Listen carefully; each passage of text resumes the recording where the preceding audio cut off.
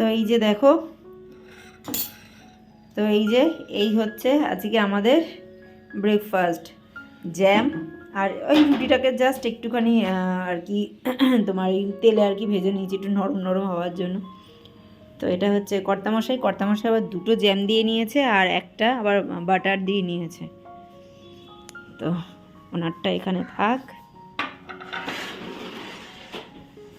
চলো আমারটা নিয়ে আসি। তো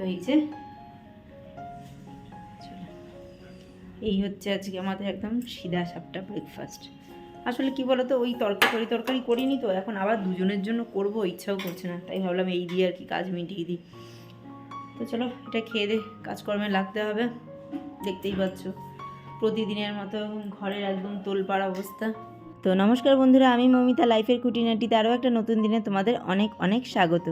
তো এই যে খাওয়া দাওয়া সেরে লেগে পড়েছি ঘরে কাজকর্ম করতে। আর আজকে তো অনেক অনেক কাজ, কারণ কাল যে সরস্বতী পুজো, তো সেই জন্য আজকে থেকেই তার প্রস্তুতি নিতে হবে। তার জন্য অনেক অনেক কাজ কিন্তু এক্সট্রা হয়ে গেছে। তো এই যে পর্দাগুলোকে ভাঁজ করে নিয়েছি, তো এইগুলোকে এই জায়গায় রেখে দিচ্ছি। এগুলো এখানে রেখে বিছানাটা একটুখানি ঝাঁটা বুলিয়ে ডাস্টিংগুলো সেরে এই ঘর থেকে বিদায় নেব। প্রতিদিনের যেই সমস্ত কাজ আমাকে করতে হয় সেগুলো তো আছেই, তার সাথে এক্সট্রা সময় আলাদা আলাদা করে বিভিন্ন রকম কাজ তো এসে পড়ে।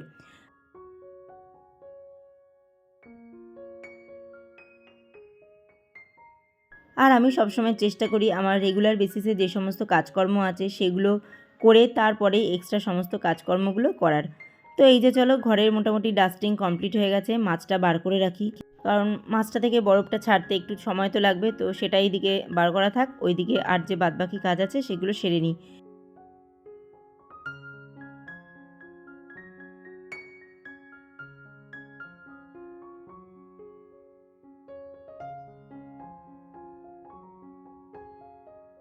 সবার প্রথমেই চালটা ধুয়ে নিচ্ছি, কারণ ভাতটা বসিয়ে দেবো। ভাতটা হতে হতে অন্যান্য তরি তরকারি যা করব না করব সেগুলো কাটা ধোয়া সমস্ত কিছু সেরে নিতে পারবো, ততক্ষণে কিন্তু আমার ভাতটা হয়ে যাবে।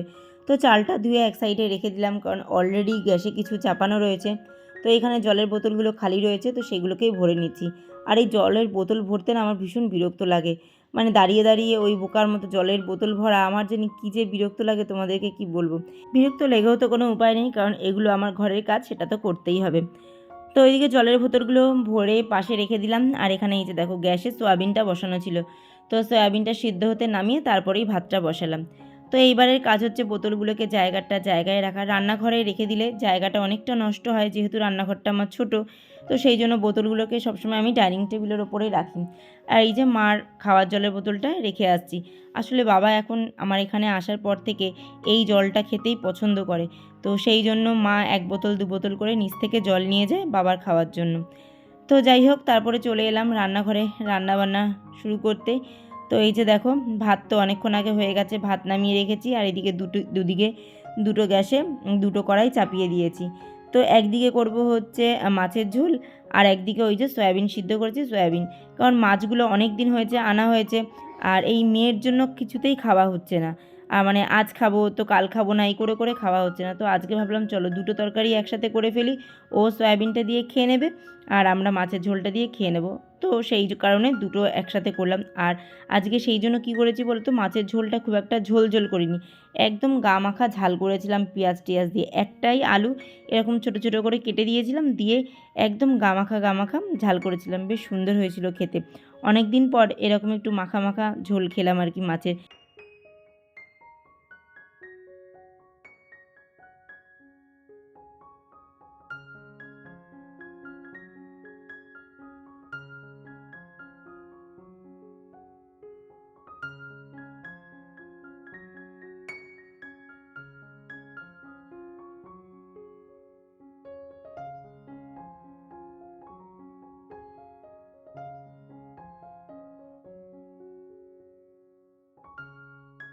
বেশিরভাগ দিন মাছের ঝোলই করা হয়, যেহেতু আজকে সয়াবিনটা আছে, তো কর্তামশাইয়ের খুব একটা অসুবিধা হবে না যে একদম মাখা মাখা ঝোল হলে। তো সেই জন্যই আজকে মানে মাছের ঝোলটা একদমই মাখা মাখা করেছি, আর সয়াবিনটা দিয়ে খাওয়া হয়ে যাবে।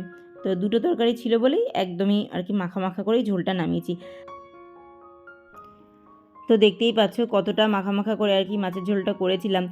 যখন আমি ভয়েস ওভার দিচ্ছি না, রীতিমতো আমার নিজেরই আরেকবার খিদে পেয়ে যাচ্ছিলো মাছের ঝালটা দেখে। তো কী আর করা যাবে, আবার আনলে তখন আবার করে খাবো।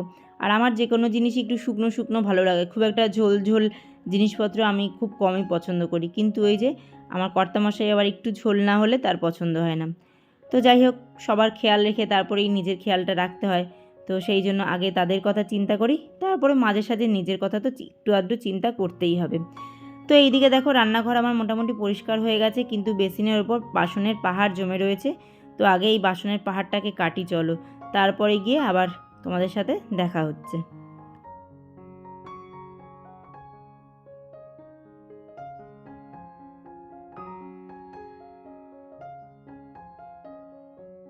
আমার রান্নাঘরেও কিছু মানি প্ল্যান্ট আছে, তোমরা হয়তো খেয়াল করে থাকবে। তো সেগুলোকেও কিন্তু একটু মাঝে মাঝে ধুয়ে দিতে হয়, তা না হলে সেগুলোর পাতার ওপরে না বেশ ভালোই তেলকাশটা পড়ে যায়।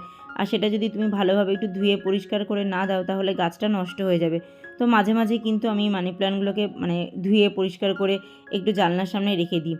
এটা তো মাটি দিয়ে বসিয়েছি, তো সেই জন্য জল পাল্টানো কোনো ব্যাপার নেই। কিন্তু আরও একটা দেখবে ছোট্ট মতো আছে, সেটা কিন্তু মাঝে মাঝেই আমি 2 দিন 4 দিন অন্তর জলটা পাল্টে দিই। আর এখানে দেখো, আমার স্নান টান সেরে পুজো টুজোও দেওয়া কমপ্লিট হয়ে গেছে, আমার গোপু সোনার খাওয়া দাওয়া কমপ্লিট হয়ে গেছে। এখন আমি বসে পড়েছি এই সিন্দুক থেকে সমস্ত জিনিসপত্র বার করতে। ওই যে কাল যে সরস্বতী পুজো, তো সেই জন্য ঠাকুরের বাসন কোসনগুলো বারটার করে রাখতে হবে, কোনটা লাগবে কোনটা না লাগবে সেটা বুঝে শুনে বার করতে হবে। খুব বেশি বাসন লাগবে না, কারণ সরস্বতী পুজোয় তো ভোগ খিচুড়ি কিছু করি না আমি, তো সেই জন্য খুব বেশি লাগবে না। তাও ফলমূল, তারপরে একটু পায়েস সুজি এগুলো করি, তো সেগুলোর জন্য তো হাঁড়ি কড়াই একটু বার করতে হবে। তো যাই হোক, সেই বুঝে আর কি সমস্ত বাসন কোসনগুলো সব বার করে নিলাম, কারণ যেহেতু সরস্বতী পুজো সকাল সকাল হয়, তো সেই জন্য আগের দিন বিকেল থেকেই আমার আর কি প্রস্তুতি পর্ব চলতে থাকে। তো এখন দেখো বন্ধুরা, অনেকটাই সন্ধে হয়ে গেছে, মেয়েকে পড়তে দিতে এসেছিলাম।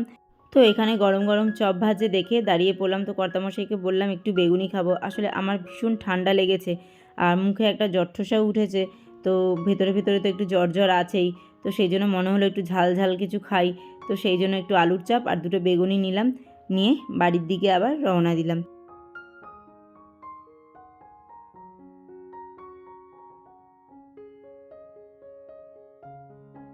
আমাদের আশেপাশের এলাকাও কিন্তু বেশ সুন্দরভাবে সেজে উঠেছে, কারণ সরস্বতী পুজো তাই। তো এইদিকে দেখতে পাচ্ছ কত বড় একটা প্যান্ডেল করেছে, মানে ডান দিকেও একটা প্যান্ডেল হয়েছে সরস্বতী পুজোর, আবার বাদিকেও একটা সরস্বতী পুজোরই প্যান্ডেল হয়েছে, একদমই পাশাপাশি, ডান দিকে একটা বাদিকে একটা। তো চলো, এখন আরও কিছু বাজার বাকি রয়েছে, সেগুলোকে নেব, সেগুলো নিয়ে তারপরে বাড়ির দিকে যাব। শুকনো যেই সমস্ত জিনিসগুলো সেগুলোই নেওয়া বাকি রয়েছে, যেমন এই যে মুরকি, মোয়া, চিড়ের মোয়া, এই সমস্ত যে শুকনো যে সমস্তগুলো থাকে সেগুলো আর কি নেওয়া বাকি রয়েছে। তো সেগুলোই এখন একটু নেব, নিয়ে বাড়ির দিকে গেলে মোটামুটি আমার সরস্বতী পুজোর বাজার কমপ্লিট হয়। তো দেখতেই পাচ্ছ 3 দিন 4 দিন ধরে কিন্তু টুকটুক করে সরস্বতী পুজোর বাজার করছি, এমন না যে একদিনে বেরিয়ে একদিনই সব কিছু নিয়ে নিয়েছি। আমার সংসারে এটা আমি সবসময় করে থাকি, কারণ একসাথে যখন আমি সমস্ত কিছু করতে যাব না, তখন হিউজ পরিমাণ একটা ব্যাপার হয়, মানে তখন সত্যি বলতে টাকার সংখ্যাটা অনেকটাই মনে হয়। যখন আমি সেই জিনিসটাই অল্প অল্প করে আগু পিছু করে করতে থাকবো, তখন কিন্তু অতটা আমার গায়ে লাগে না। তো এই রকম চিন্তাধারা নিয়ে আমি সবসময় যে কোনো জিনিস, তোমরা খেয়াল করবে, আমি কোনো কিছুর প্রস্তুতি 2-3 দিন 4 দিন আগে থেকেই নিতে থাকি। তো যাই হোক, সমস্ত কিছু বাজার টাজার করে চলে আসলাম বাড়িতে। কর্তামশাই বেরিয়ে গেছে মেয়েকে আনতে, আর আমি এখানে একটু আমার কেরামতি করতে বসে গেছি। বাজারে দেখি দোয়াতগুলো বেশ সুন্দরভাবে সাজিয়ে গুছিয়ে বিক্রি হচ্ছে, যেটা মানে প্লেন মাটির দোয়াতের থেকে অনেক টাকা দাম মানে বেশি নেয়। তো সেই কারণে ভাবলাম চলো আমি বাড়িতে বসে একটুখানি কেরামতি করে নিই। তো সেই জন্য মাটির যে দোয়াতগুলো আছে তার উপরে একটু কারুকার্য করব। আর তোমরা খেয়াল করলে আমি মোবাইলটা হাতে নিয়েছিলাম, কারণ তোমাদের সাথে কানেক্ট থাকার চেষ্টা করছিলাম। আমি যতটা পারি তোমাদেরকে সময় দেওয়ার কিন্তু সবসময় চেষ্টা করে থাকি। তো চলো, এখানে একটু এবার দোয়াতগুলোকে সুন্দর করে কারুকাজ করে নিই। আসলে কি বলো তো, খুব একটা যে আমি ভালো আঁকাআঁকি জানি সেটা কখনোই বলবো না। আমি একদমই আঁকাআঁকি করতে পারি না। আমার মেয়ে যতটা ভালো আঁকতে জানে, আমি তার কিছুই জানি না। হ্যাঁ, আমার দাদাও কিন্তু অনেক অনেক ভালো আঁকতে জানে, আমার মামা বাড়ির মামারা অনেক ভালো আঁকতে জানে। মানে মোটামুটি আঁকাআঁকির একটা জিনগত ব্যাপার আমাদের মধ্যে রয়েছে, কিন্তু আমি একদমই ভালো আঁকতে পারি না। কিন্তু তার জন্য যে চেষ্টা করি না সেটা নয়, ওই মাঝে সাঝে দেখতেই পাও তোমরা, এটা ওটা রং করছি, এটা বানাচ্ছি সেটা বানাচ্ছি, এরকম কাজকর্ম অনেক সময় করে থাকি, কারণ আমার ভালো লাগে। যে কোনো জিনিস এরকম একটু টুকটুক করে দেখে দেখে করতে। আর এখন তো মোবাইলের জামানায় তো কোনো ব্যাপারই না, একটু দেখে টেখে নিজের মতো করে করা। তো সেটাই আর কি করেছি। তো কেমন হয়েছে অবশ্যই কিন্তু জানাবে। তারপরে চলে এসেছি এখানে আলপনা দিতে। আসলে আমি যেই পুরোহিতকে আর কি বুকিং করেছিলাম, সেই পুরোহিত দুদিন আগে জানিয়েছে সে আসতে পারবে না, তার শরীরটা খারাপ, অন্য পুরোহিত খুঁজে নিতে। যাই হোক, অনেককে ধরে টরে কোনো এক পুরোহিত তো ঠিক হলো। তখন সে বলেছিল যে দুপুর 1টার সময় আসবে পুজো করতে। তো ভাবলাম ঠিক আছে, চলো দুপুর 1টায় আসবে, কোনো ব্যাপার না, সকালটা অনেকটা সময় পেয়ে যাব, তখন রেডি হয়ে মানে সব কিছু জোগাড় করে নিতে পারবো। ও বাবা, এই যে তোমরা দেখলে যে আমি মেয়েকে দিয়ে এসে বসে দোয়াতটা রেডি করছিলাম, তখন কর্তামশাই ফোন করে আমাকে বলল যে পুরোহিত ফোন করেছিল, বলছে যে সবার আগে ফার্স্ট পুজোটা আমাদের বাড়ি থেকেই সারবে। আমি শুনে তো মানে তোমাদেরকে কি বলবো, মানে নিজের মাথায় বাজ পড়ার মতো অবস্থা। কারণ অনেক কিছু বাকি ছিল, যেটা কর্তামশাই আর কি নিয়ে আসার কথা ছিল, সে তো নয় নিয়ে আসবে, কিন্তু আমার মানে হয় না একটা মেন্টালি প্রস্তুত। যখন ভেবেছিলাম যে 1টা থেকে আসবে, জানি অনেকটা সময় সকালবেলা উঠে আমি করে নিতে পারবো। আর যখন শুনছি যে না একদম ভোরবেলায় আসবে, তার মানে মানে কখন বলো তো, 7টায় আমাকে টাইম দিয়েছে যে পুরোহিত আসবে, তাহলে ভাবো যে আমাকে তাহলে কতটা সকালে উঠে সমস্ত কিছু রেডি করতে হবে। সেইভাবে তো মেন্টালি প্রিপেয়ার্ড নই। আর তোমাদেরকে বললাম আমার জ্বর ঠসা হয়েছে, বেশ গায়ে একটু জ্বরও রয়েছে। তো কী আর করা যাবে, রাত্রেবেলা একটা প্যারাসিটামল খেয়েই শুয়েছিলাম। তো সেই জন্য ভাবলাম চলো এখানে আলপনাটা দিয়ে রাখি। এমনি সাধারণত আমি প্রতিবারই সরস্বতী পুজোয় আলপনাটা রাত্রেবেলায় দিয়ে রাখি। এই ঠাকুরের জায়গাটা ভালো করে মুছে টুছে তারপরে যতটুকু যা পারি আলপনাটা রাত্রেবেলা দিয়ে রাখার চেষ্টা করি। যেহেতু পুজোটা সকাল সকাল হয়, তো সেই জন্য যতটা পারি কাজটা এগিয়ে রাখার চেষ্টা করি। তো বন্ধুরা, কালকের পর্বে থাকবে আমার বাড়ির সরস্বতী পুজো সেলিব্রেশন। আর আজকের পর্ব এতটুকুই। আবার দেখা হবে নতুন এক পর্ব নিয়ে। তোমরা সবাই ভালো থেকো, সুস্থ থেকো, সাবধানে থেকো।